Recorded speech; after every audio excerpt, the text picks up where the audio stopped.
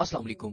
Bone fracture repair एक ऐसा medical procedure है जिसमें ब्रोकन या फ्रैक्चर्ड बोन को सर्जिकल या कंजर्वेटिव मेथड से हील करवाया जाता है। इन प्रोसीजर्स में इस बात का ध्यान रखा जाता है कि टूटी हुई बोन को प्रॉपर पोजीशन में होल्ड किया जाए ताकि बोन हील होने के बाद पहले की तरह नॉर्मल फंक्शन परफॉर्म कर सके। बोन फ्रैक्चर रिपेयर को समझने से पहले देख लेते हैं कि बोन फ्रैक्चर किस किस टाइप का हो सकता है। स्ट्रेस फ्रैक्चर, इस टाइप के फ्रैक्चर में बोन में हल्का सा क्रैक अपीयर हुआ होता है। इस फ्रैक्चर को हेयर लाइन फ्रैक्चर भी कहा जाता है। ट्रांसवर्स फ्रैक्चर, इस फ्रैक्चर में बोन एक हॉरिजॉन्टल लाइन में टूटी होती है।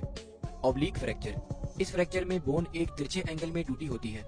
स्पाइरल फ्रैक्चर, इस फ्रैक्चर में बोन किसी ट्विस्टिंग फोर्स की वजह से स्पाइरल कर्व बनाते हुए टूटी होती है। कम्युनिकेटेड फ्रैक्चर, इस फ्रैक्चर में बोन 3 या इससे भी ज्यादा पीसेज में टूटी होती है। ओपन और कंपाउंड फ्रैक्चर, इस फ्रैक्चर में बोन टूटने के बाद सराउंडिंग्स टिश्यूज या ऑर्गन्स में घुसी होती है या फिर स्किन से बाहर को निकल आती है और ज्यादा डैमेज कॉज कर रही होती है। चलें अब बोन फ्रैक्चर रिपेयर की डिफरेंट टेक्निक्स को बारी बारी देखते हैं।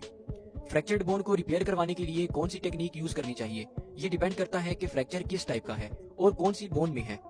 अगर फ्रैक्चर ज्यादा सीरियस नहीं है और बोन की पोजीशन बिल्कुल ठीक है तो ऐसे फ्रैक्चर को नॉन सर्जिकल मेथड से हील करवाया जाता है।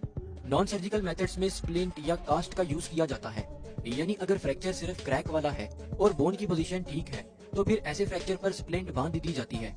और अगर फ्रैक्चर में बोन अपनी पोजीशन से हटी हुई है तो फिजिशियन बोन को अलाइन करके कास्ट बांध देता है। बोन को अपनी पोजीशन में लेके आने को क्लोज रिडक्शन कहा जाता है। कास्ट एक हार्ड हो जाने वाली पट्टी होती है, उसे फ्रैक्चर्ड बोन के गिर्द लपेट कर किसी एक डायरेक्शन में होल्ड करवा दिया जाता है जिससे बोन की मूवमेंट रुक जाती है और बोन रिपेयर होती जाती है। कास्ट को यूजुअली 2 से 4 हफ्तों तक लगे रहने दिया जाता है और फिर इसे खोल दिया जाता है। ये तो आ गए नॉन सर्जिकल प्रोसीजर्स। इसके अलावा अगर फ्रैक्चर सिवियर हो जैसे कि कम्युनिकेटेड या ओपन फ्रैक्चर तो फिर सर्जिकल टेक्निक्स यूज करके फ्रैक्चर को हील करवाया जाता है। Number 1, external fixation. इस प्रोसीजर में फ्रैक्चर्ड बोन की दोनों साइडों में स्क्रूज और पिन्स अटैच कर दिए जाते हैं और फिर पिन्स और स्क्रूज को बॉडी से बाहर एक मेटल रॉड के साथ कनेक्ट कर दिया जाता है।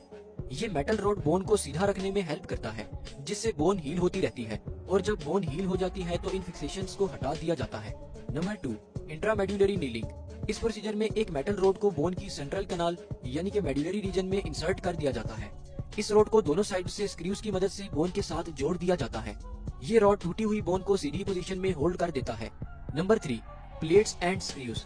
बाज़ औक़ात कुछ बोन्स में इंट्रामेड्यूलरी नेल नहीं इंसर्ट की जा सकती, इसलिए ऐसे फ्रैक्चर्स को हील करवाने के लिए टूटी हुई बोन की बाहर वाली सरफेस पर एक मेटल प्लेट को स्क्रूज की मदद से बोन के साथ कनेक्ट कर दिया जाता है जिससे बोन अपनी पोजीशन में चली जाती है और हील होने लगती है।